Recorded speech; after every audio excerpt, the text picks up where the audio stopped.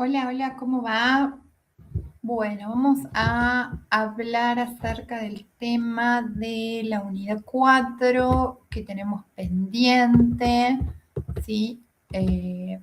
Para que podamos finalizar con todos los temas para la evaluación.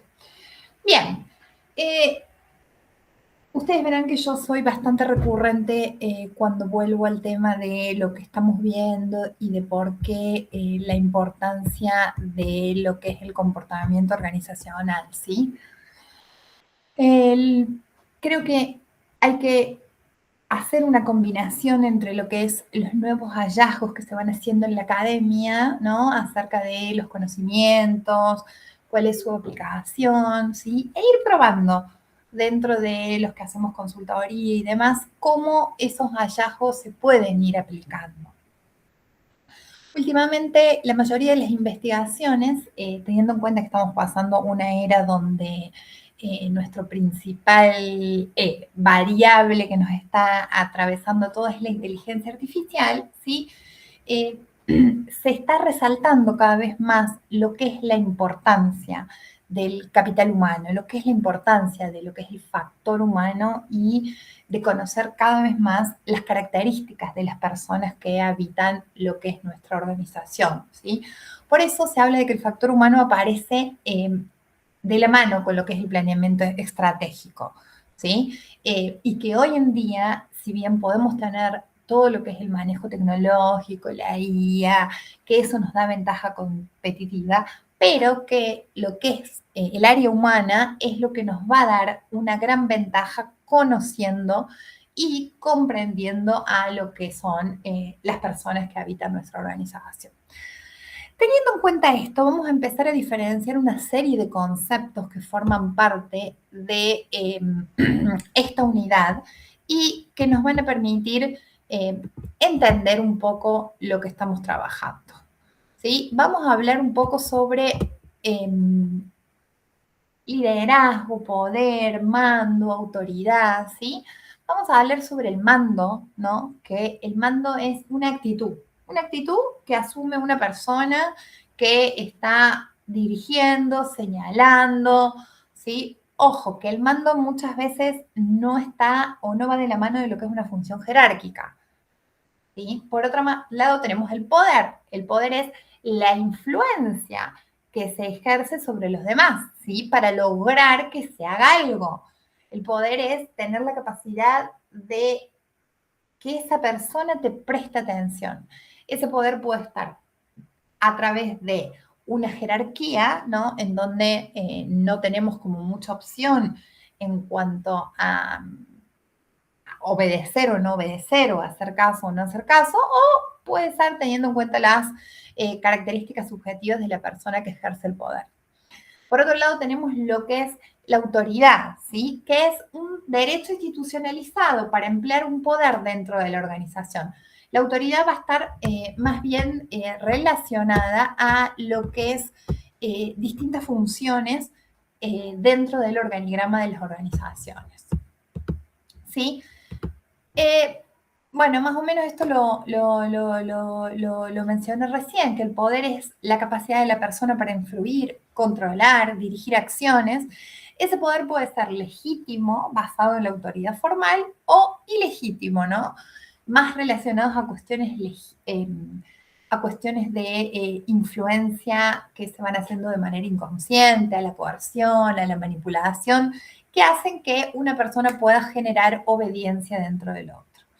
La influencia también está relacionada a estas cuestiones que digo que se hacen como de manera más subliminal, en donde una persona puede afectar lo que son las creencias, las actitudes, los comportamientos, sin que esto signifique que tiene una autoridad formal sobre la otra persona.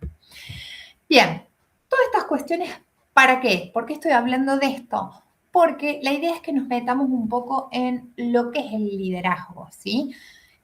Sobre todo meternos un poco en lo que son las características subjetivas que van a determinar la personalidad de la persona que, valga la redundancia, que ejerza el liderazgo, ¿sí? Vamos a hablar de un atributo de una persona, ¿no? De una característica, de una categoría de conducta. Y por otro lado, otras de las definiciones que hay es que hablan de una obediencia mecánica dentro de lo que son las organizaciones, ¿sí? Recuerda lo que tuvimos definiendo anteriormente. ¿Cuáles son ciertas cualidades o características que van a hacer que una persona pueda ejercer el liderazgo, ¿no? ¿Cuáles son las características que puede ejercer un líder dentro de lo que es una organización, ¿no? Para que su tarea pueda ser exitosa, conocer su trabajo, ¿sí? Tener un conocimiento profundo del área, actualizado en lo que va surgiendo. Volvemos a cómo yo inicié esta exposición, hablando de conocer a la gente, comprender fortalezas, debilidades, expectativas, ¿sí? Tener una fortaleza de carácter. Una fortaleza de carácter no quiere decir un líder autocrático, sino quiere decir poder sostener las decisiones que se van dando, poder ejercer un mando con firmeza, que no quiere decir con autoritarismo, ¿sí? Y tener una visión, compartir una visión común que está relacionada a tener en cuenta lo que es el factor humano sumado a lo que es el servicio, la excelencia y lo que es el logro. Yo recién, hablando de la firmeza del líder, mencioné lo que es un líder autocrático. Y creo que son temas que lo ven repetitivos en otras materias, pero pues lo vamos a mencionar, ¿sí?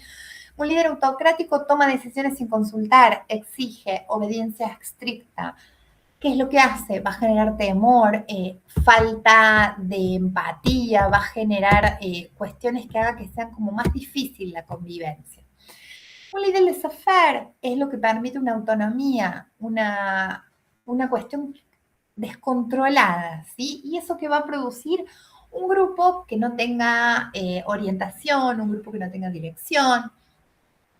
Por otro lado, tenemos un líder demagógico, en donde estamos hablando de una lealtad absoluta, ¿sí? En donde hablamos de una motivación positiva y negativa, en donde empezamos a ver conceptos de influencia, como el que yo mencioné al principio, de ejercer cierta cuestión de manipulación a través de mecanismos subliminales, ¿sí?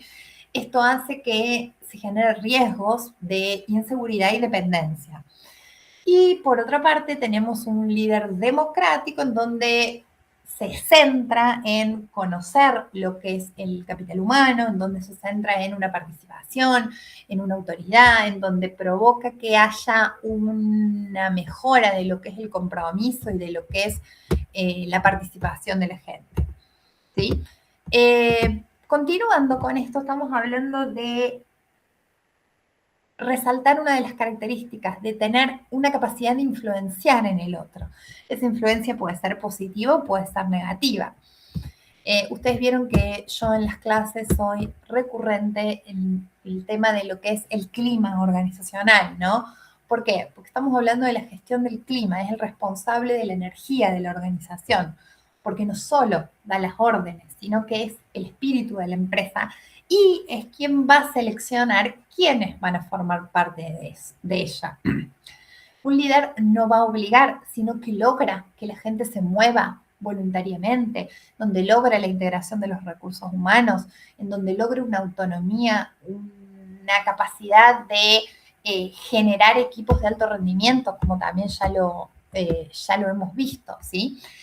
Hay como dos dinámicas que se establecen para la formación o la institucionalización, ¿no? De lo que es un líder. Por un lado tenemos lo que es la parte más institucional, ¿sí? Que va luego de un nombramiento externo, interno dentro de lo que es la organización, en donde hay una aceptación de los niveles jerárquicos y esa persona empieza a ocupar una posición. Y por otro lado está la institucionalización psicológica, ¿no? En donde las personas tienen o tienen que tratar de aceptar las características de ese líder, ¿no? Y viceversa, el líder tiene que empezar a trabajar en la cohesión del grupo, ¿sí? Para que el líder sea aceptado y seguido por el grupo, hay que tener en cuenta ciertas cuestiones, ciertos patrones de comportamiento que es importante que pueda llegar a mantener. Por un lado, mantener una integridad personal, su conducta, en el hecho de predicar con el ejemplo, para decirlo de otra manera, ¿sí? Tratar a los demás como le gustaría ser tratado, considerar que todos son importantes. Esto que yo hablo acá habla de elogio en público y critique en privado, el feedback. Vuelvo a repetir, no se olviden de lo que yo digo todas las clases, de la importancia en cómo se digan las cosas, ¿sí? En la importancia de eh, la manera que yo exprese lo que es mi opinión, ¿no? Se puede decir que lo que se hizo no estaba bien, se puede decir que no estoy de acuerdo con ciertas cuestiones, pero la cosa es de la manera que yo lo pueda expresar, ¿sí? Por otro lado, tenemos pasar el tiempo con la gente y desarrollar en cada uno de los miembros de la organización lo que es la autoconfianza, ¿sí? Fomentar la autonomía y fomentar la autoestima de la persona dentro del rol que ocupa en lo que es la organización, ¿sí? Dentro de lo que son las características que tiene que asumir en lo que es su función, es asumir riesgos, ¿sí?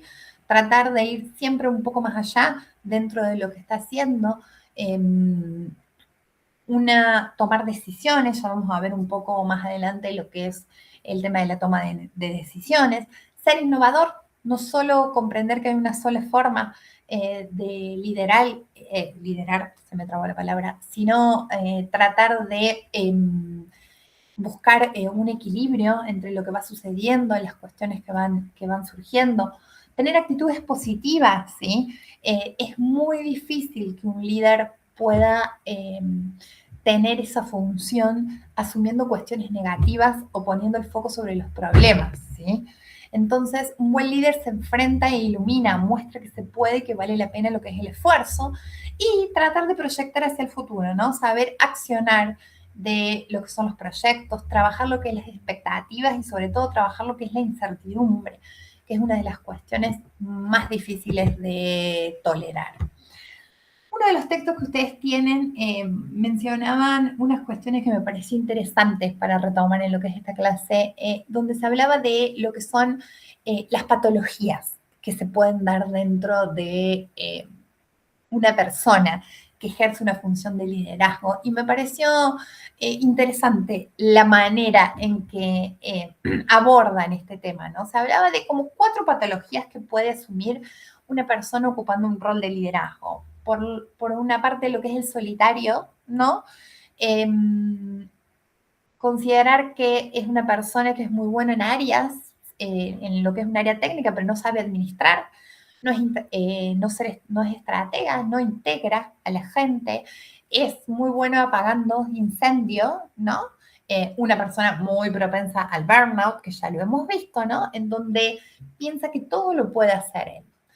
Por otro lado, tenemos al burócrata. Los autores los clasifican como el típico administrador, eso lo podemos discutir, en donde habla que no le interesa lo que es la producción, ¿no? No se plantea hacia dónde quiere ir ni para qué. Y tampoco habla de que sea interesado por la gente, ¿no? Sino que está interesado por las formas y por el cómo de las cosas. Por otra parte, tenemos lo que es el incendiario, ¿no? En donde llega todos los días con una nueva idea, ¿no? En donde cumple con otras funciones y se convierte en una persona que trae proyectos cada vez más creativos e innovadores, pero que los va cambiando y no da tiempo para lo que es su evaluación, ¿no? Y muchísimo menos para lo que es la puesta en marcha. La última de las patologías que menciona este texto es el complaciente, ¿no? Es una persona interesada en la gente, un verdadero integrador, ¿sí? Pero, ¿qué pasa si una persona que es complaciente no integra, no administra, ni es una estratega, ¿sí? ¿Cómo trata de quedar bien con la gente y que todos quieran, ¿no? Entonces, yo dejo una pregunta abierta que tal vez puede ser evaluada dentro de lo que es eh, el parcial, ¿no? ¿Qué, ¿Cuáles serían las herramientas o las técnicas que se utilizan para evitar lo que son estas patologías dentro de lo que se puede desarrollar un liderazgo, ¿sí?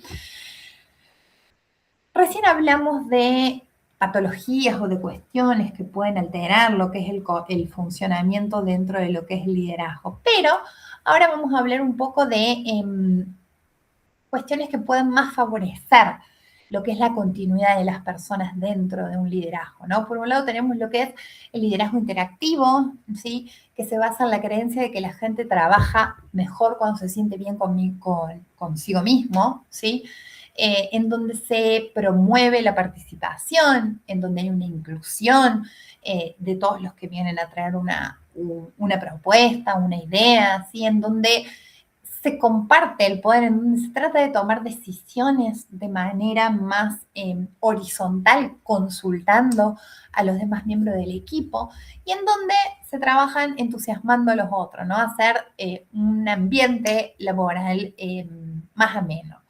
Vuelvo a decir lo que digo siempre, hay un límite muy delgado entre lo que es entusiasmar a la gente y lo que es cansar a la gente. Eso se lo repito siempre, ¿no? Que hay que tratar de lograr trabajar en esto de promover un buen clima sin que eso al otro le resulte pesado. Ya hablando más de funciones, ¿no? El texto habla de liderazgo organizacional, pero más relacionados a la persona que tiene que cumplir ciertas actividades mecánicas, ¿no? Ciertas cuestiones que tiene que hacer de esta manera para que se pueda llegar. Acá es como que se deja de lado más la cuestión subjetiva que hace a lo que es la composición del líder y se habla en cuanto a la distribución mecánica de las funciones, ¿sí? En cuanto hablamos de lo que es la distribución de la función del liderazgo, vamos a encontrar que es más efectivo aquellas organizaciones en donde se puede distribuir, ¿no? Lo que es la influencia. Una cuestión importante es lo que nosotros hablamos como lo que son las tomas de decisiones, que es un tema que, si mal no recuerdo, lo vamos a ver en la unidad 6. Y una persona en donde se condensan las decisiones según las características que nosotros estamos mencionando, es una persona que ejerce una función de liderazgo. ¿Cuáles son los pasos que permiten a un líder ser efectivo a la hora de tomar unas decisiones, ¿no? Y acá se me viene la pregunta que siempre hago cuando hablamos de este tema. ¿Toda decisión es racional o qué factores influyen en la toma de decisiones, sí? Entonces, acá hablamos de identificar posiciones, posibles opciones antes de una decisión, alternativa de los miembros de grupos que opinan que no, estimular discusiones sobre las opciones para ser creativas, ¿sí? Evaluar opciones en función de la situación, identificar el responsable, establecer mecanismos de seguimiento, ¿sí? Emplear el humor dentro de lo que es el trabajo, ¿no? Tratar de fomentar un buen clima, transformar los objetivos importantes en otros más pequeños y alcanzables. Vieron que yo siempre hablo de objetivos diarios, objetivos semanales. Tomar descansos, porque una persona que se quema, tal como lo hemos visto en lo que es salud mental, no puede tomar decisiones que sean beneficiosas ni para la empresa ni para las personas que forman parte de esa empresa.